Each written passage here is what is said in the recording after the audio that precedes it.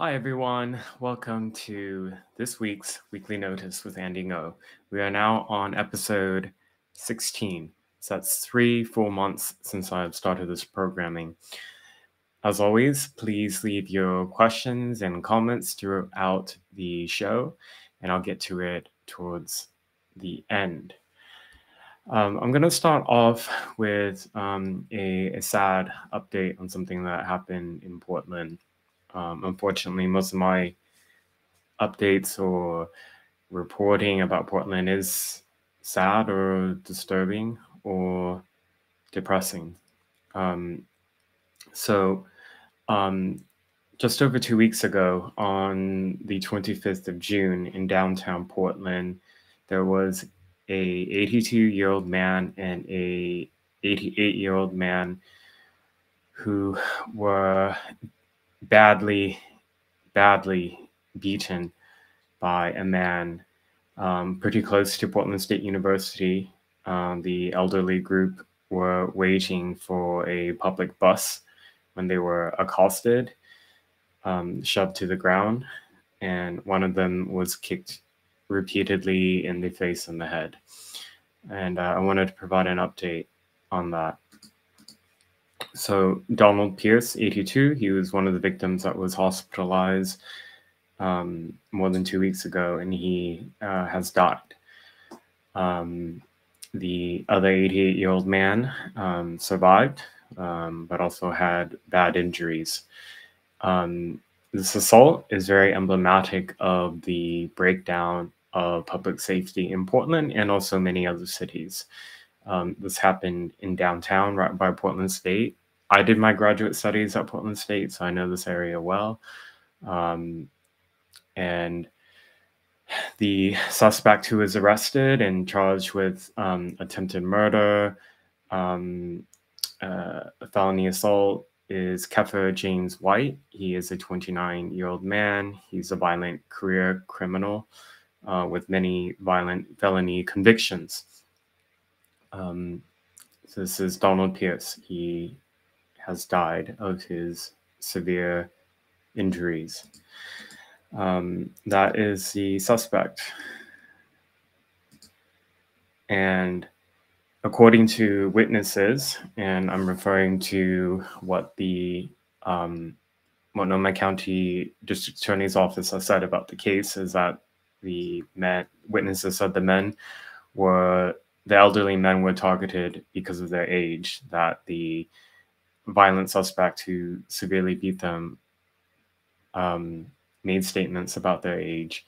So he was originally charged with some hate crimes, but the district attorney's office has dropped them. But he still has pending charges for attempted murder and assault. It's my understanding that there will be the attempted murder charges will be upgraded to murder charge because of the death of one of the men. Yeah, so just wanted to give you that update.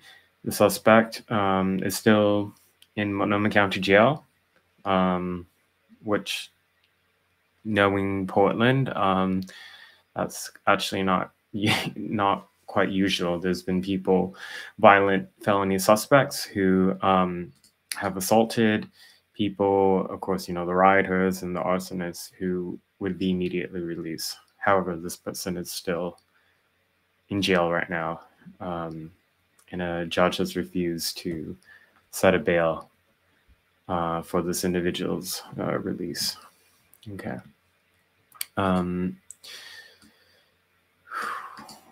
Yeah, if you wherever the listeners and viewers are in the world, let me know about how public safety is where you are. I really only talk about the big cities that get a lot of attention, like Seattle, San Francisco, Chicago, New York, or Philadelphia. And then there are a lot of other cities that I don't know a lot of the deeper details in. So if you happen to be from one of them, please share in your comments or questions. Yeah. Okay. So I had a big report that came out a few days ago, and I'm going to give a content warning. I'm going to start doing that now because this live stream programming, obviously anybody of any age can tune in, but it's, it's real news, and most of the time it's unpleasant. So content warning for the story, it involves things around sex abuse and in the victimization of a child. So that's just FYI. So I've been working on an investigation that was published on the Post Millennial. The headline is "Host at Leftist Portland Radio Station Arrested for Trafficking and Rape of Canadian Child." This is the suspect here, Noah Madrano, on the left. This was from his arraignment.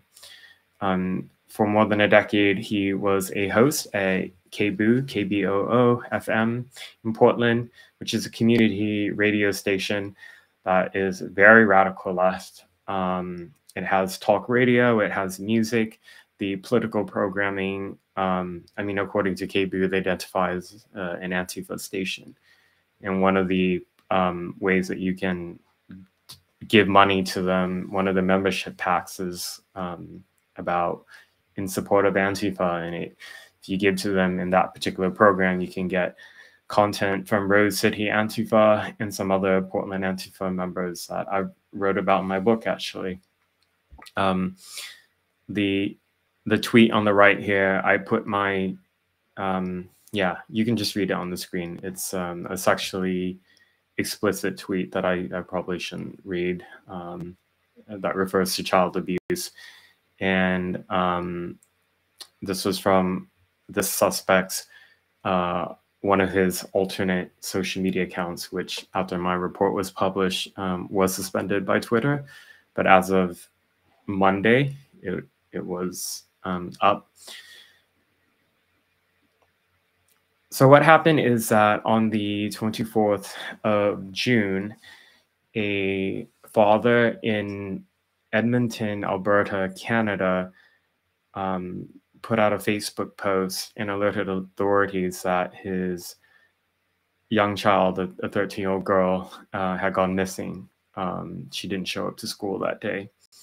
And then for the next 8 days, what happened was that there was a really dramatic and desperate hunt for whoever she was with and where she was. And it was a very big story in Alberta, Canada. Any Canadians here, weigh in, please. And 8 days later, she was found at a property in Oregon City, Oregon, with allegedly the suspect you see in this photograph on the left. And the Oregon City Police had assistance from the Federal Bureau of Investigation. She was returned to her family, and the suspect has been charged with kidnapping and child rape. And his bail currently is set at $500,000 in Clackamas County. So Oregon City is a small city just south of Portland, about 12 miles south.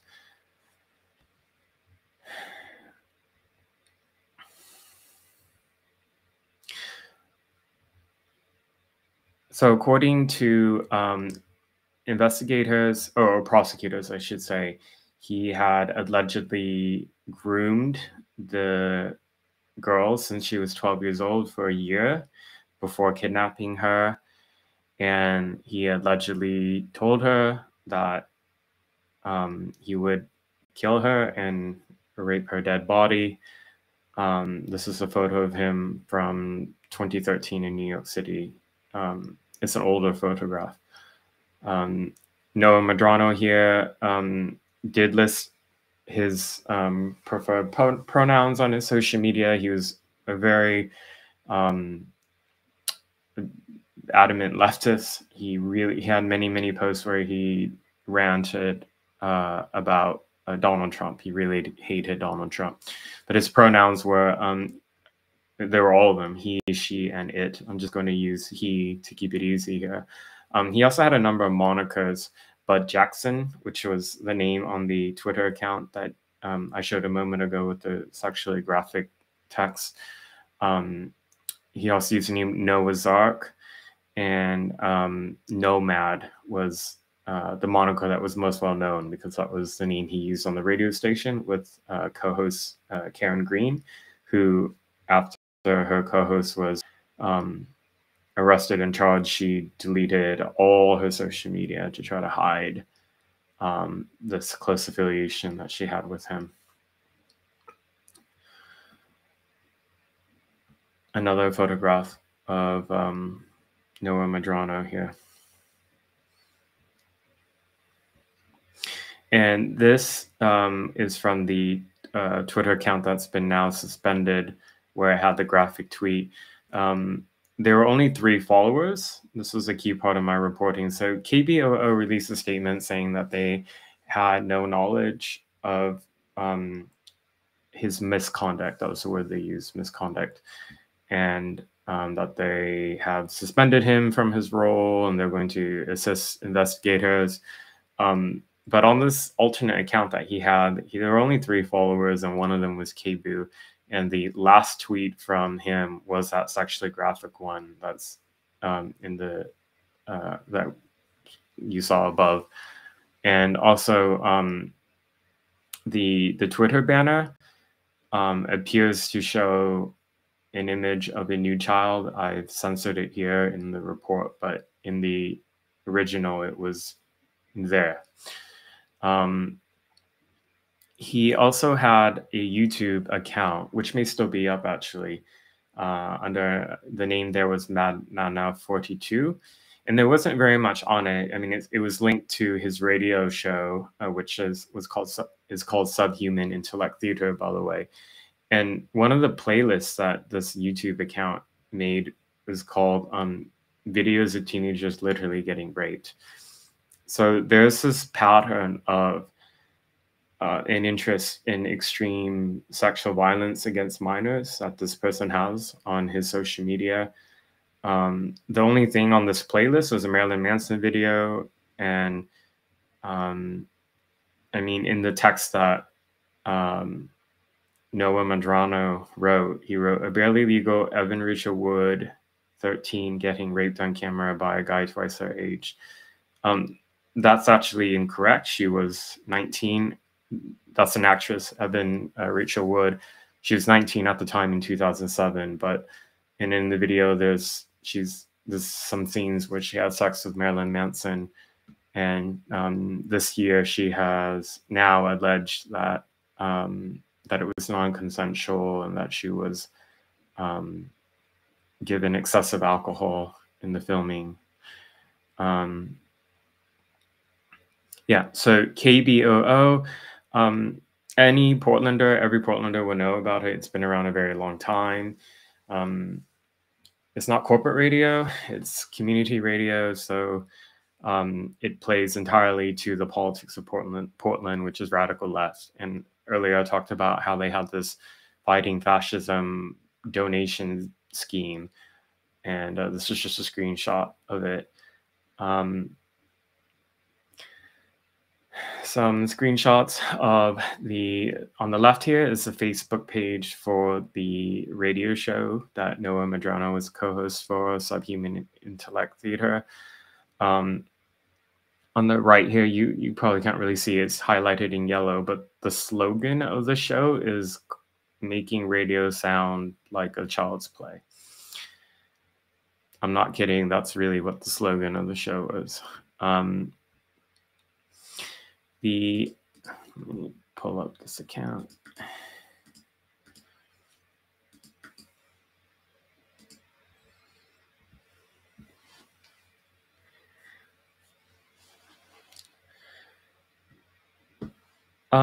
So he ran a number of accounts.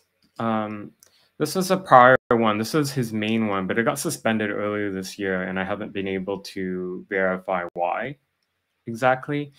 but this is a screenshot of his now. It was banned, but this is the one where it had his face and the link to his radio show and his affiliations. And I mean, he had gotten a shout out in the past from Stephen Colbert. The username was PDX DJ Nomad, and also from the official Star Trek Twitter. You just helped to make the future we all deserve. And big content warning. So I was able to obtain the last episode that aired in June of his radio program, and it had been deleted from the podcast servers, but I was able to obtain it. And what's really disturbing is there's a segment where there's a purported skit of a phone sex scene with a minor, and in it, Madrano is trying to mock Florida Congressman Matt Gaetz and Republicans at large, and so it's meant to mock Matt Gaetz. There's a female voice that sounds like a child. We don't know who that voice is. I contacted the Clackamas County Sheriff's Office, as well as the cable radio, to ask if the voice of the female in the sex skit is of the girl that he allegedly later, soon after, kidnapped and raped. And I didn't get a response from KBOO. Clackamas County let me know that it's not part of the investigation, that I have to contact another agency. So this is edited. I edited it down. I removed the voice of the female, but it's still disturbing. So FYI, I'm going to play it now so you can hear.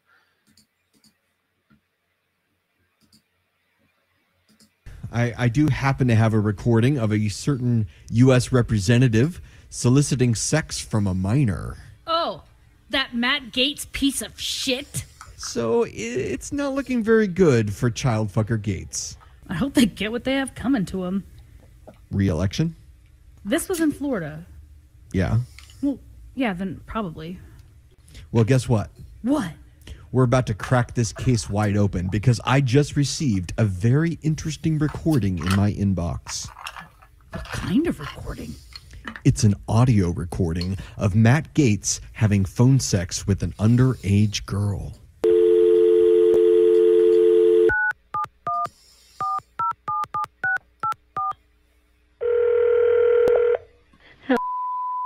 Hey, baby girl. Are you ready to get freaky, little girl? This is Congressman Matt Gaetz. Remember we were chatting online last night? Yeah. So you ready to do some of the things we talked about last night? Oh, you're such a tease, you horny little slut. Why you capping? I'm sure you were, you little slut. That's okay, this won't take long. I'm already pretty hard. I just need you to stroke it a little bit. That's right. I need a bad girl to get me off. Well, I'm a U.S. representative, not a senator. I mean, it's not really that big a difference, but... Besides, I think I like it better when you just call me daddy. Yes, baby girl, go ahead. Yeah. You like that, girl? Yeah, I bet you do, you teenage slut. How old are you, anyway? No, you're supposed to lie to me. No, lie the other direction. Keep going. Are you sure? Oh, fuck yes, you little 13-year-old whore. I bet you're still in middle school. Fuck, that turns me on. God damn, you got me so hard. Go ahead and put it in your mouth. Maybe you'll get a surprise. What? Sure, I guess. Oh, baby girl. That feels so good.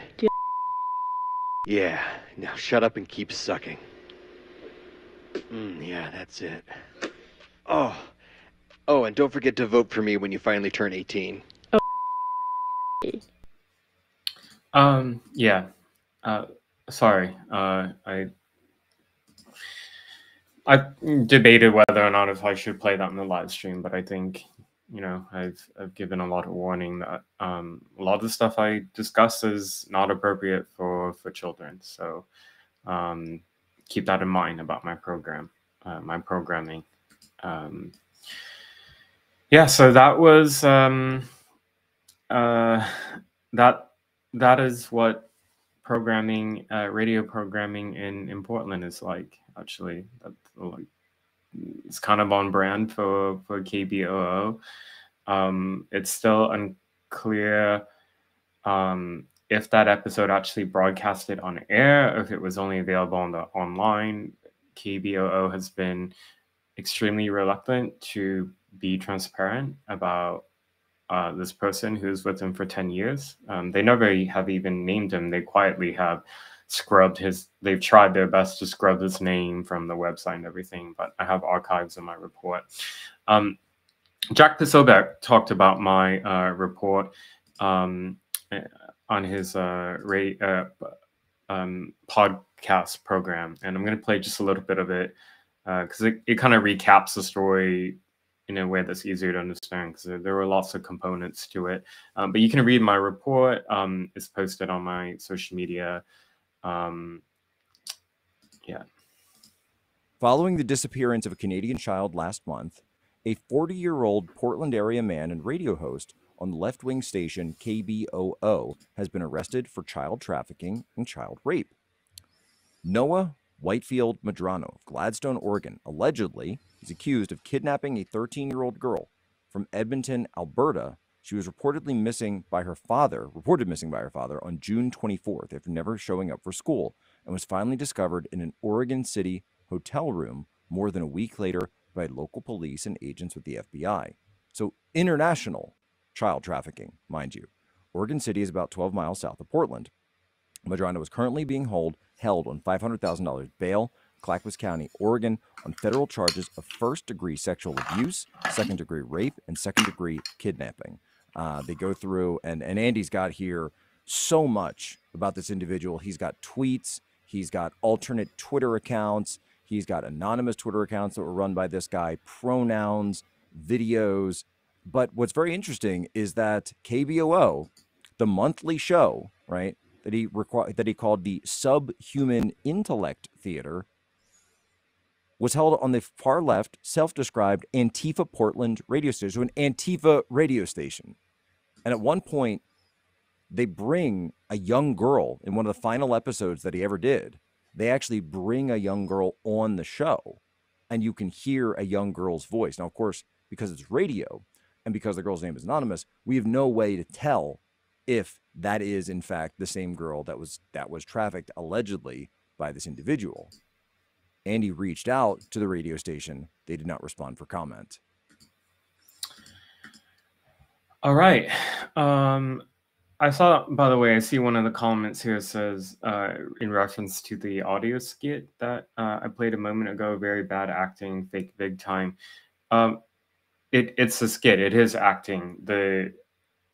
Nobody here is saying that it's actually Matt Gaetz. I'm sorry if there was confusion.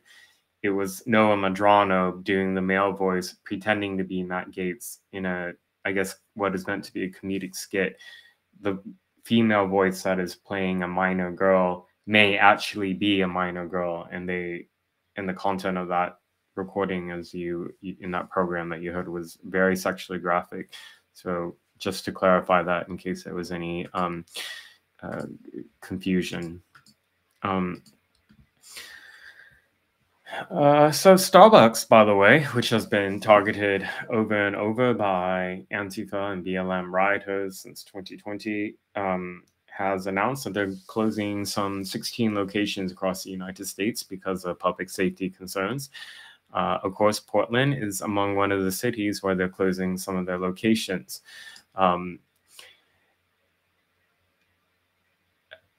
Starbucks has given a lot of money to left-wing causes, and that's sort of the irony, I guess, of this, is that they pledged $1 million to BLM groups in 2020 after the Roe v. Wade was struck down.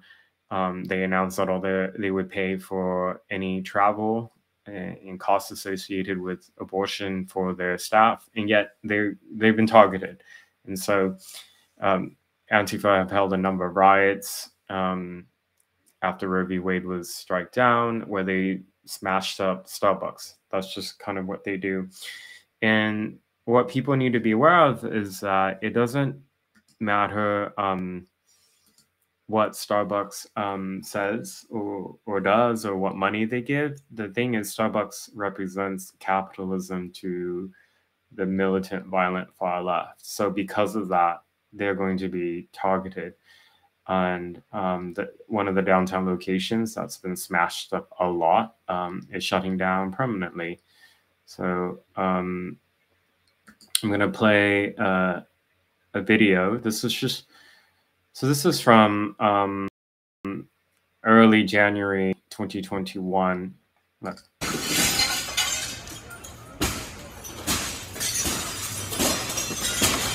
It's an Antifa riot. So they completely destroyed the place.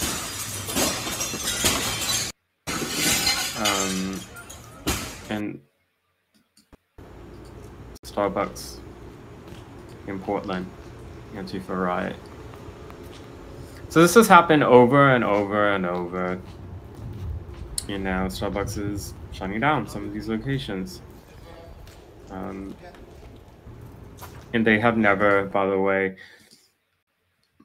come out to name the political affiliations of the extremists who have targeted them, by the way. And not because they don't want to be political. Starbucks is very political. They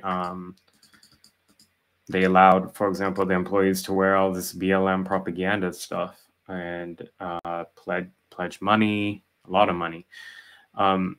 So Epoch Times, by the way, has a new documentary out about Antifa, and it has my interview content in it. I'm just going to play the trailer of it for you all.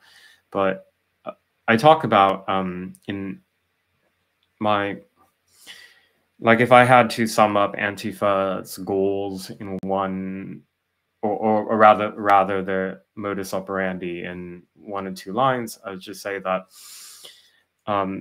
they are a small number of people, but they're able to be destabilizing in some areas because of the fact that they are decentralized, numerous in strategic ways, and their violence is legitimized by the mainstream left.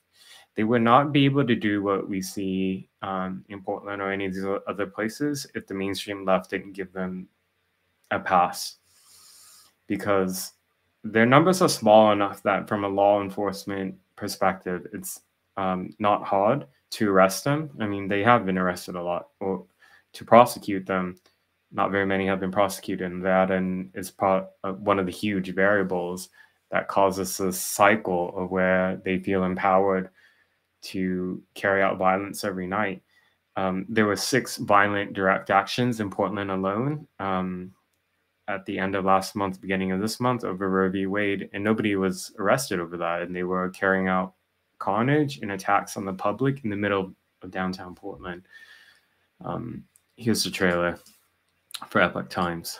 What makes Antifa a potent movement is not just that they will beat people, threaten them, and harass them into submission. It's about the fact that they are given a certain air of legitimacy in whitewashing through media. Some of it is because journalists are ignorant about what this movement is. There are various Antifa groups in certain cities, but they operate autonomously. It's a movement of extreme anarchists and communists. It creates a breakdown in society when you normalize this perception that to solve interpersonal conflict is to do through violence. All of this is like efforts, like many ants working towards eating away at the body of American democracy. Yeah, so that's on Epoch TV. I'm gonna pull up their website. You see, yeah. Dark origins of Antifa, exposing their aim to overthrow America and how the media grants them legitimacy.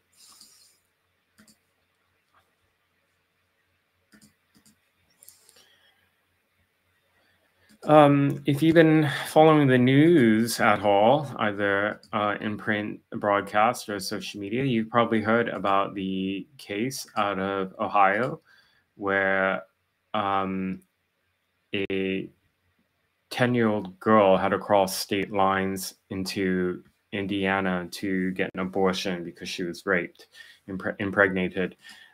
When this was first reported out, the details were there weren't any details actually, and actually a lot of conservatives were very skeptical because no law enforcement or prosecutor's office had been able to even confirm that this had happened.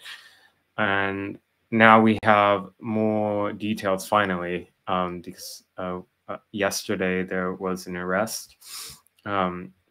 This is Mia Cathel's Twitter account. So a suspect was arrested in the case of the rape of the young child. And the suspect's name is Gershon Fuentes, 27 years old. He's a illegal alien from Guatemala. His bail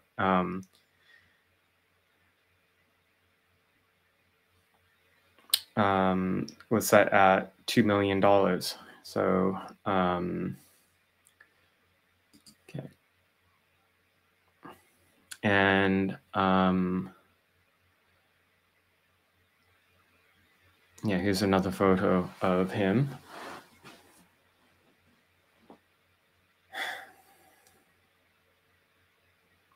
And some video of his arraignment. So, this case, a lot of the reporting now is now about how Republicans claim that it was fake news and it's not fake news. And I feel like that's kind of a what do you call distraction.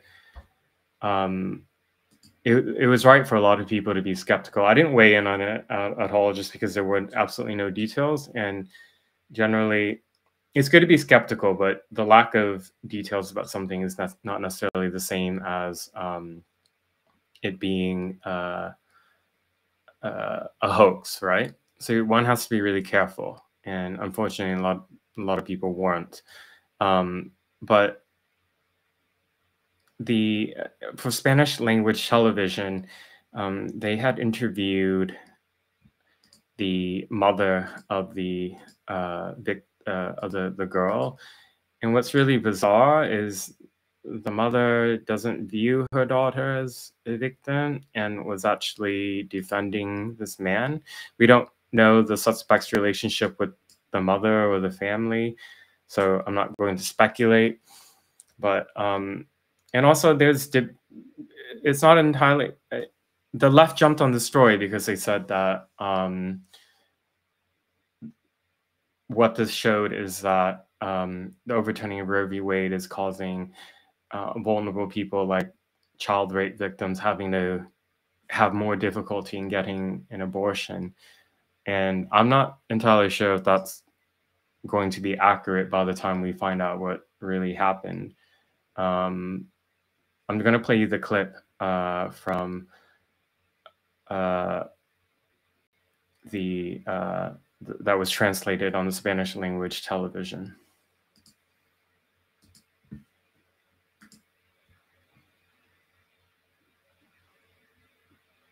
Oh, wait, sorry. I didn't screen share. Here we go. ¿La niña vivía aquí también? Sí, pero ella está bien. Todo lo que están diciendo en contra de él es mentira. Ya. ¿Y la niña, usted es familiar de la niña? Es mi hija. La señora, quien se negó a dar su nombre y quien ocultó su rostro, asegura que ella no ha impuesto cargos en contra de Gerson Fuentes, de 27 años, quien está acusado de violación. De acuerdo a las autoridades, él confesó que tuvo contacto vaginal al menos 2 veces con la niña, que recientemente cumplió 10 años, por lo que se estima que pudiera haber tenido 9 años cuando fue violada y quedó en embarazo. Yeah. So, I'll try to follow that the story, but it's disturbing, certainly, and I hope that CPS gets involved, particularly if this mother is now defending the suspect who allegedly raped her daughter and impregnated her. Okay. Whew. For those, by the way, who are who joined late, please leave your questions and comments for me, and I'll get to it very soon. I have an update on somebody that I reported about before. In Portland, Oregon, there is a woman named Danielle Salinas. Yeah. She's a medical assistant at Oregon Health and Science University, the largest medical university and hospital in Portland. It's the largest medical institution in the entire state. And I uncovered back in April that on her public social media account, she had a number of anti-white racist posts and a lot of posts calling for violence against her political opponents. She identifies as a communist. She has this adoration for Cuba's political system. She had commented about my assault before, and so that she was glad that I was beaten and hospitalized here. So she went quiet after that, and then started talking again. I originally contacted OHSU back in April to ask them for comment, and they just confirmed that she was a employee, and they wouldn't say anything else. And they were in communication with her, and well, yeah, we find out actually that they provided a lot of aid to help her. They apparently didn't take any issue with one of their employees expressing support for domestic terrorist attacks. But in a new post, this is on the 24th of June, she wrote, this is Danielle Salinas, "I'm trying to keep my mouth shut because I don't need my passport to be flagged again. But suffice it to say, the Supreme Court justices' homes should be burnt to the ground." And she tried censoring some of this, maybe because she didn't want to get noticed by Department of Homeland Security. I contacted OHSU, and then we find out now, by the way, that they tipped her off. I went off private for 48 hours, and Andy has already emailed my work again. So she posted the screenshot from OHSU. And this is what they said. "Hi, Danielle. I wanted to make you aware Andy Ngo has emailed OHSU asking about a recent tweet you made regarding SCOTUS. I'm not seeing it on his Twitter feed, but that doesn't mean that it won't pop up. You may want to take your account private or be prepared to. Please let me know if you have any questions." And yeah, so appears OHSU doesn't really have an issue. She's changed her username again to this. It's probably something different now. But apparently the executive vice president of institutional affairs at OHSU has been made aware of her tweets. As far as I know, she's still employed with the institution. Unsurprisingly, this is Portland. OHSU allows employees and the university and the hospital to put up banners and propaganda in support of BLM. I've seen it myself with my own eyes. The president also released a statement after George Floyd died saying that Black Lives Matter is not political.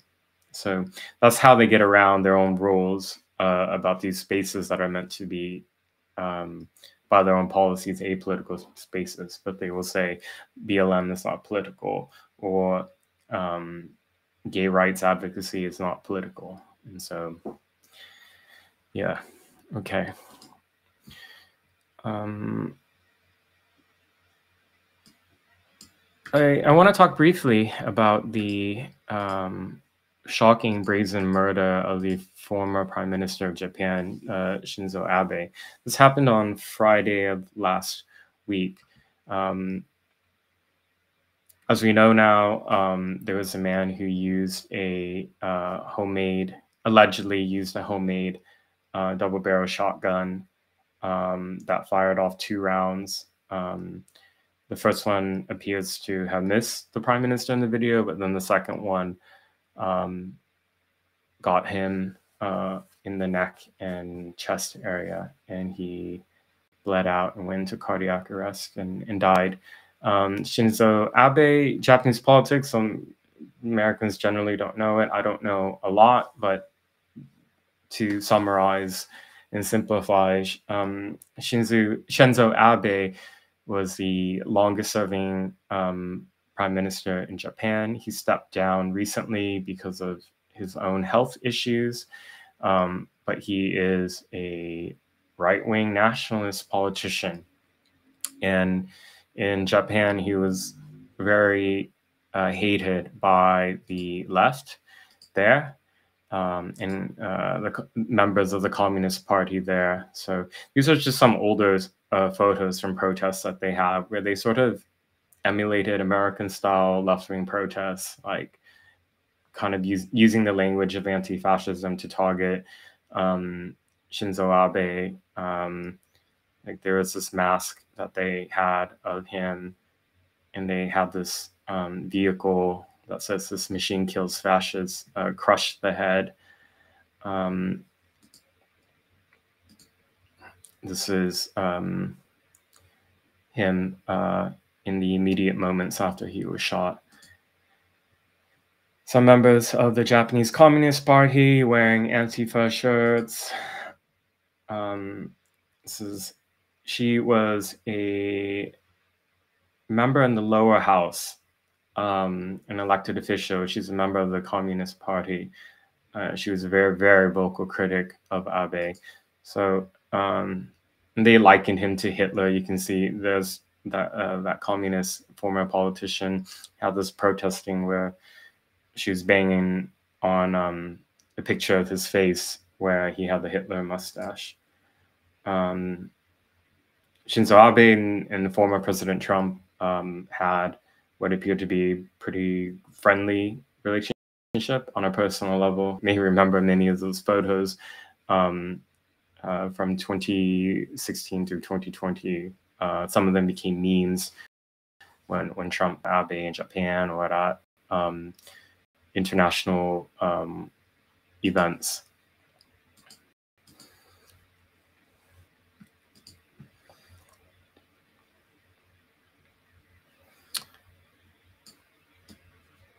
There's a video that's gone viral that was published by Alpha News, which is a great conservative news/blog site out of Minnesota. They have done really great coverage on George Floyd, for example, and other issues in Ilhan Omar.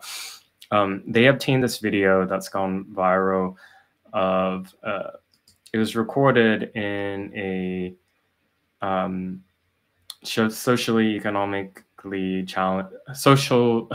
economically challenged area of St. Paul, which is a euphemism for a hood.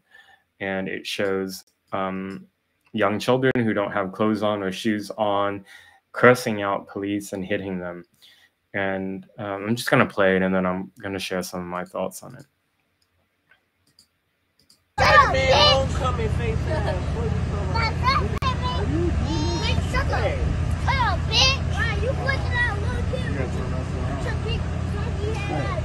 Shut the fuck up! You got your ugly ass shirt. I'm frying his ass.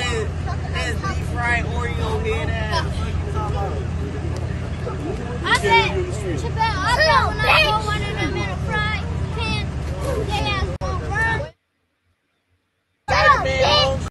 The reason why I find this video really disturbing is that it shows children acting out in a way that they usually children will respond in this way if they're raised in an abusive or neglectful environment.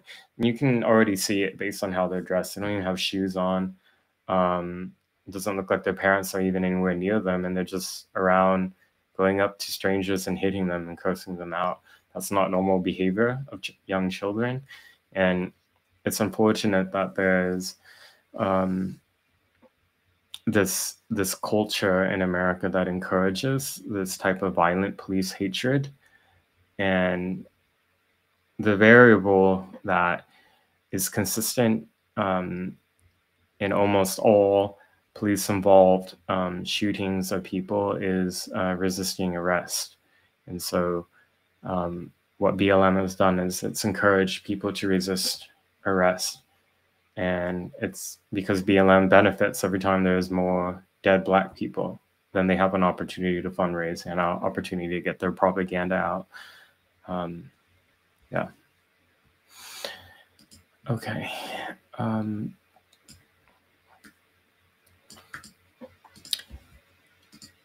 This week I came across a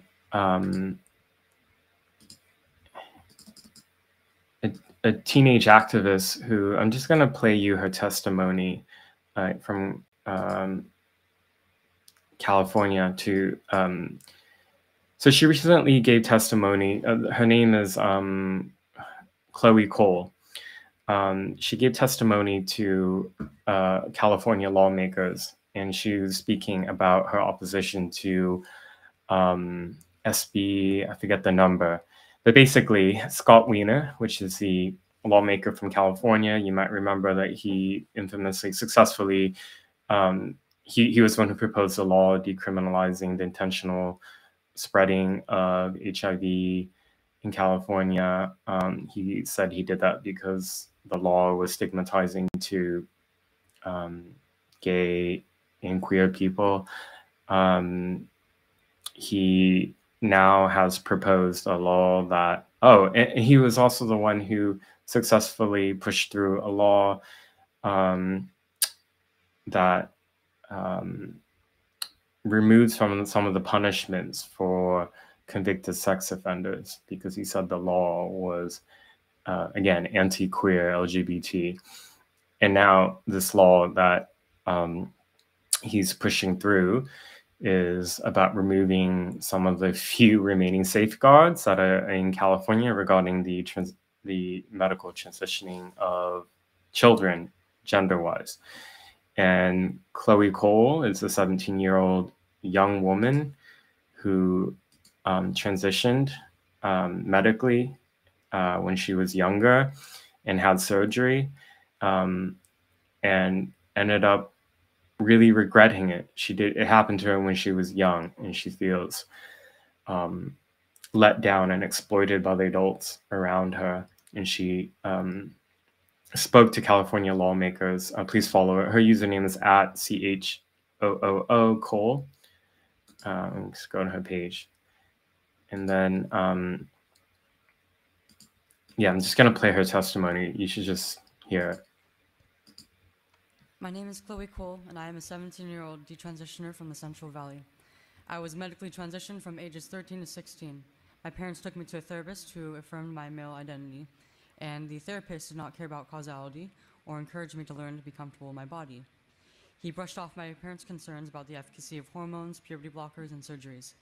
My parents were given the threat of suicide as a reason to move me forward in my transition. My endocrinologist, after 2 to 3 appointments, put me on puberty blockers and injectable testosterone. At age 15, I asked to remove my breasts. My therapist continued to affirm my transition. I attended a top surgery class that was filled with around 12 girls that thought they were men. Most were my age or younger. None of us were going to be men. We were fleeing from the uncomfortable feeling of becoming women. I was unknowingly physically cutting off my true self from my body, irreversibly and painfully. Our trans identities were not questioned. I went through with surgery. Despite having therapists and attending the top surgery class, I really didn't understand all of the ramifications of any of the medical decisions I was making. I wasn't capable of understanding, and it was downplayed consistently. My parents, on the other hand, were pressured to continue my so-called gender journey with a suicide threat. I will never be able to breastfeed a child. I have blood clots in my urine. I am unable to fully empty my bladder. I do not yet know if I am capable of carrying a child to full term. In fact, even the doctors who put me on puberty blockers and testosterone do not know. SB 107 is circumventing states' laws that have needed safeguards in place so my story is not repeated. Children cannot consent. Vote no on SB 107. She is such an incredibly brave young woman. She's only 17. Listen to like how eloquent she was in her testimony. It's incredible. I mean, you know, in that 2 minutes that she spoke there, she brought up all the issues with the transitioning of young children. We can all think back to when we were adolescents and tweens, how indecisive we are, how easily persuaded we are. And this, you know, even at my young age, this was before there was all the social media stuff. And, you know, it's an entirely different world now. And this young woman is so brave. Unfortunately, California lawmakers they voted in favor of the bill, so it looks like it's going to move through in California, by the way. The last thing I wanted to talk about is it's out of England. It's about England. So a public inquiry has concluded, and in Telford, England, Telford is in the middle, Midlands of England, and it's one of the many towns and areas in the UK where there were generations of children who were sexually groomed, raped, passed around. Some of them were killed. Some committed suicide. They were fed drugs and alcohol, and this went on for years and years, and it was done by gangs of almost entirely Pakistani Muslim men. And it went on in these communities for so long because, and this is what the public inquiry has reaffirmed, is that the police, the school staff, the teachers, the social service staff were terrified of creating racial divisions or inciting any type of racial hatred, because the men who did the sexual abuse of the children were from one particular demographic.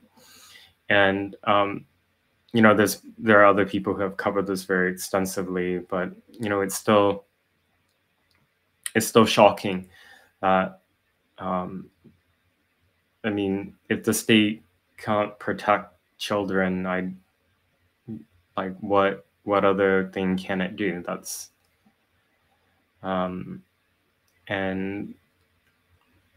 what's perhaps unsurprising is the fact that nobody's been fired for any of this. I mean, some of the rapists and groomers and gang members have been convicted and jailed. Not very many of them, but some have. But those who were in positions of authority who failed the children, yeah, they haven't been, not even fired. So that's just an update on that. And unfortunately, there are many other towns in England, socially, economically deprived areas where children and young women were preyed on and very brutally abused. Okay, I'm going to get to some of the questions and comments now. You can still send them in. Thank you very much.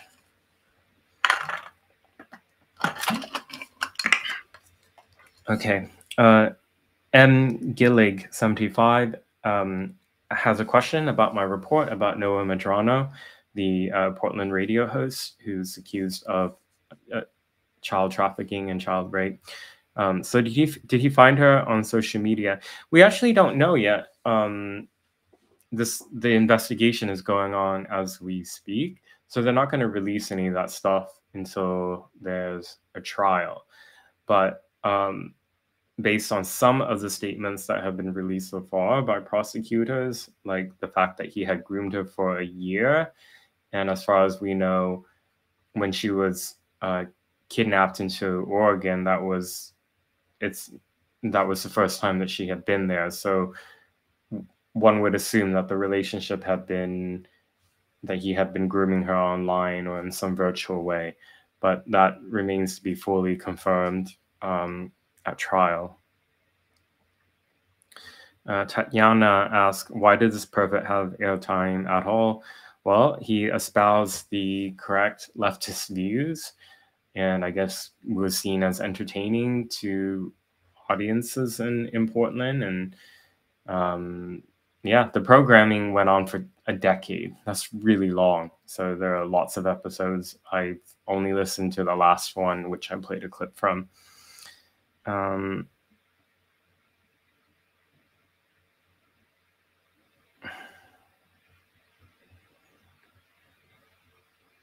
A user named Dixon Andy is commenting on the KBOO story. Says 10 days in KBOO did nothing. They told KGW News they fired after this, but we know better. Yeah, so there does seem to be kind of a conflicting statement, because on the social media of KBOO on Twitter, they said that they had no prior knowledge, and as soon as they found out about his arrest, that they suspended him from doing any work for the radio station. But then they said that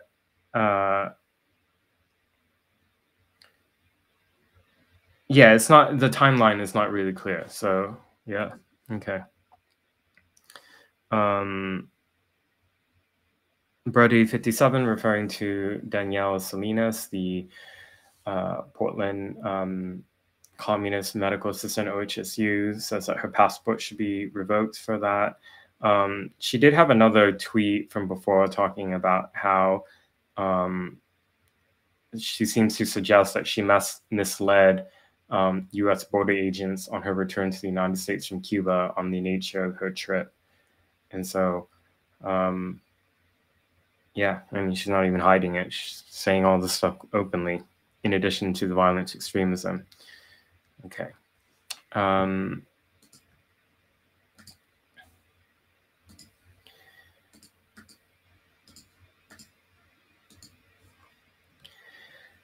I close up my shows by sharing my LinkedIn to remind people that of the ways that you can follow me and support me. My Linktree username is just Andy NGO. And you can see my official website, which is andy-ngo.com. If you can support me, and this is really important so that I'm able to continue doing this stuff, please join me on my locals or Patreon outside Subscribestar. On my PayPal, Cash App, and Venmo, my username is @MrAndyNgo, which is my my username on Twitter and Getter, on my other places. So in any way you can, it's greatly appreciated. I wish you all a wonderful Friday and weekend. I haven't decided what my plans are for this weekend. You know, this type of work that I do is actually really, it's not uplifting. I'll just say that, because I don't do human interest stories. I talk about crime, and the crime is involving violence. It can involve sex crimes. Then I'm subjected to a lot of death threats and violence and against myself for my reporting. And so yeah, you know, all of us deal with challenges in different ways, and for me, I'm just trying to figure out how best to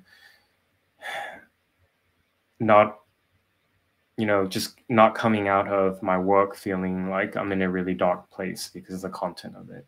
So, I mean, yeah, if you have suggestions or responses to that, please share.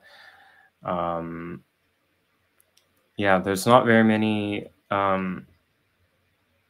Yeah, that's the one really hard part of my work, actually. And it's been, you know, sometimes it doesn't.